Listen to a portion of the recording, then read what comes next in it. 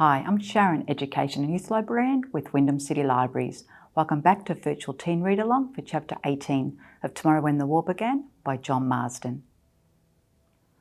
Robin has shown growth and maturity with her leadership qualities, and Ellie struggles with the laws that she has broken to survive and has moral objections to Chris stealing cigarettes and wine. Let's read Chapter 18. The Minister for Defence was sitting on a rock with his feet in the creek. Kevin actually lay in the cold water, letting it run over his big, hairy body. Fee was perched above Homer's head on another rock, looking like a little goddess. She was so light, I wouldn't have been surprised to see her suddenly grow rainbow-coloured wings and flutter away. Robin was lying on the bank, reading My Brilliant Career. Chris was a few metres from me, under a tree, his smokes beside him. I don't know whether I should really call them his smokes, though. He was gazing at the big rocky cliffs that we could see through the trees, in the distance. Corrie was sitting next to Robin. She had her radio out again. They'd brought fresh batteries that they'd found in Wirrawee, and she was trying them. One of the women they'd talked to had said that some pirate radio stations were on the air at times, giving news and advice. Corrie was checking the shortwave bands too, but it would be hard to get them in daytime, and we weren't in an easy place for radio reception. I was curled up into Lee, my head in his chest, burrowing into him like I was a baby. We spent most of the afternoon passionately holding and kissing and touching, till I felt I would fall apart, and so the fibres that held my body together were disappearing. It had been Homer who I'd felt more physically attracted to. Originally, what drew me to Lee was his mind, his intelligence, sensitive face, and the security that I felt with him. Homer didn't exactly radiate security, but beneath Lee's calm exterior, I'd found someone deeply passionate. I was a virgin, and I know Lee was. Matter of fact, I think we all were, except maybe Kevin. I'm pretty sure he and Sally Noack had done the dirty deed regularly when they'd had a long relationship last year. But if we'd had the privacy that hot afternoon in the clearing in hell, I think Lee and I might have lost our virginity simultaneously. I was clinging to him and pressing against him as though I wanted to get my whole body inside him, and I liked the way I could make him groan and gasp and sweat. I liked giving him pleasure, although it was hard to tell what was pleasure and what was pain. I was teasing him, touching him and saying, "Does that hurt? Does that hurt? Does that?" And he was panting, saying, "Oh God, no. Yes, no." It made me feel powerful, but he got his revenge. I'm not sure who had the last laugh or the last cry. Normally when I'm out of control, when I get swept off by the white water, whether it's the giggles or the blues or one of my famous tantrums, I can still stand outside myself and smile and think, what a maniac. But part of my mind stays detached, can watch what I'm doing, can think about it and be aware of it all. But that afternoon with Lee, no. I was lost somewhere in the rapids of my feelings. If life is a struggle against emotion, then I was losing. It was almost scary. I was actually relieved when Homer yelled that it was time to start our conference. I said to Robin, "Good book?" She said, "Yeah, it's okay. We've got to read it for English." We still hadn't adjusted to the fact that the world had changed. The school wasn't going to start on the normal day. I suppose we should have been delighted at the thought of not going to school, but we weren't. I was starting to want to use my brain again, to wrestle with the new ideas and difficult theories. Decided then that I'd follow Robin's example and read some of the harder books we brought with us. There's one called The Scarlet Letter that looked like a good, tough one. "Well," Homer began, "we've got to make more decisions, guys. I've been looking up at the sky every 5 minutes, waiting for the American troops to drop down in their big green choppers, but there's no sign of them yet. And Corrie hasn't heard any news flashes yet to tell us that the help is on its way. So we might just have to do it on our own for a bit longer. The way I see it, these are our choices, now that we know a bit more about the deal. 1. We can sit tight and do nothing, and there's nothing chicken about that. It's got a lot to recommend it. We're not trained for this stuff, and it's important for ourselves and for our families, and for that matter, even our country, that we stay alive. 2. We can have a go at getting our families and maybe other people out of the showground. That's a tough one, probably way beyond our reach. I mean, we've got rifles and shotguns, but they'll be pop guns compared to what these turkeys are using. 3.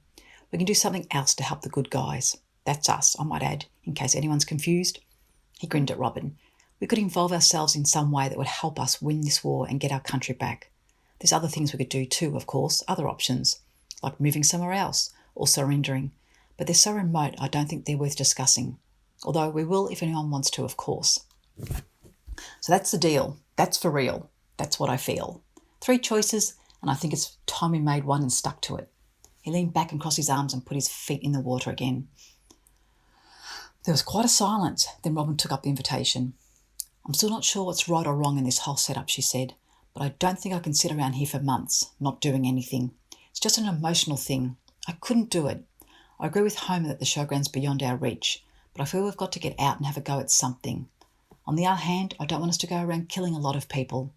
I've read those Vietnam books like Fallen Angels, where the woman hid a mine in her own kid's clothes and gave it to a soldier to hold, then blew them both up. I still have nightmares about that. I'm already having nightmares about those people we ran down in the truck. But I guess my nightmares are small, suffering compared to what some people have had. My nightmares are just a price I have to pay. I know that. Despite what these people say about a clean invasion, I think all wars are filthy and foul and rotten. There was nothing clean about them blowing up Corrie's house or killing the Francis family.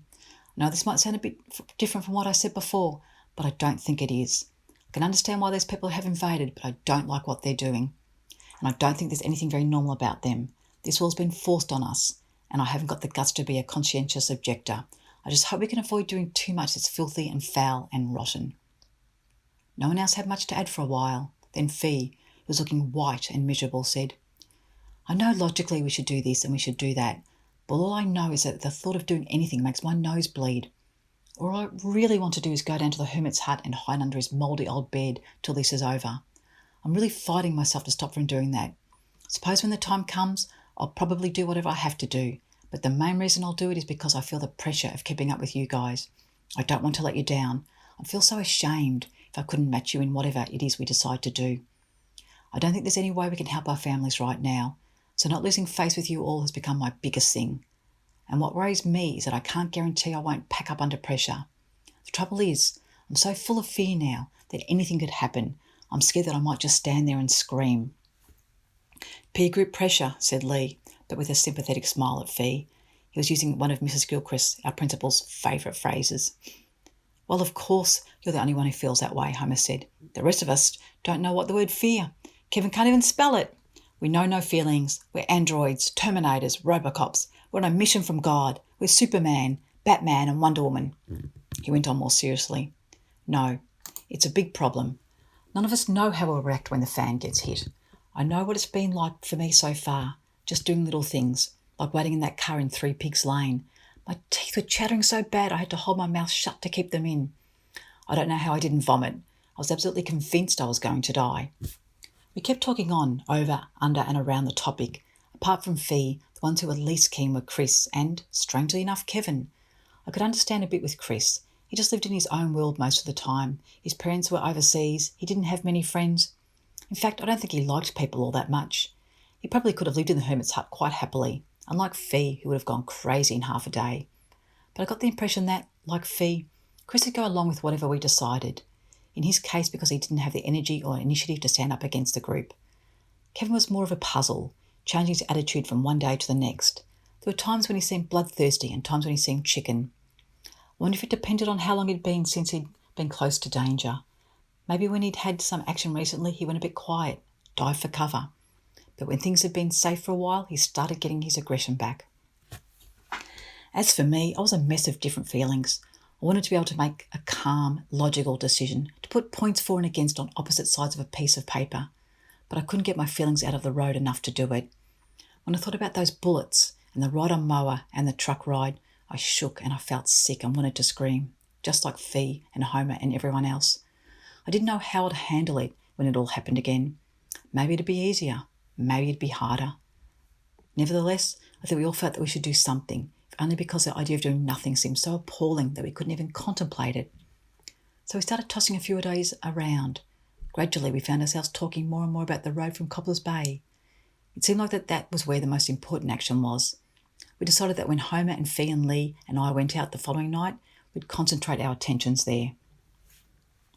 I walked away from our meeting, leaving everyone, even Lee, and went back up the track quite a way. I ended up sitting on one of Satan's steps in the last of the hot afternoon. I could hear the creek churning away over a pile of rocks below me. I'd been there about 10 minutes when a dragonfly landed near my feet. By then I must have become part of the landscape because he seemed to ignore me. When I looked at him, I realised he had something in his mouth. Whatever it was still wriggling and flitting its little wings. I bent forward slowly and looked more closely. The dragonfly kept ignoring me. I could see now that it was a mosquito that he had and he was eating it alive. Bit by bit the mosquito, still struggling wildly, was munched up. I watched, fascinated, until it was completely gone. The dragonfly perched there for a minute or so, then suddenly flew away. I sat back again against the hot rock. So that was nature's way. The mosquito felt pain and panic, but the dragonfly knew nothing of cruelty. He didn't have the imagination to put himself in his mosquito's place.